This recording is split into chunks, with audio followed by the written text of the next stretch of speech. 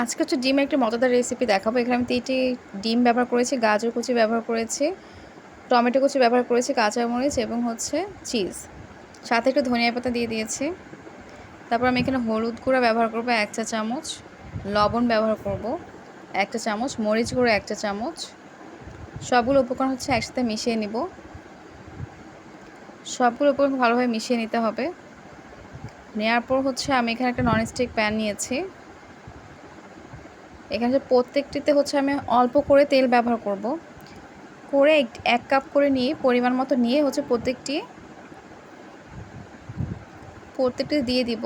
এভাবে প্রত্যেকটি দিয়ে দেওয়ার পর কিছুক্ষণ রাখার পরে হচ্ছে এটাকে আবার উল্টিয়ে দিব। আমি উপরে হচ্ছে সামান্য অয়েল ইউজ করছি আবার। তারপর এটাকে আবার উল্টিয়ে দিব।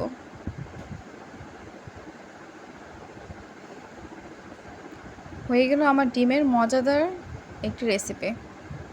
সবাই অবশ্যই বাসায় ট্রাই করে দেখবেন। ডিম দিয়ে খুব সহজেই হচ্ছে এরকম একটা রেসিপি তৈরি করা যায়। বিকালে নাস্তার জন্য এটা খুবই ভালো।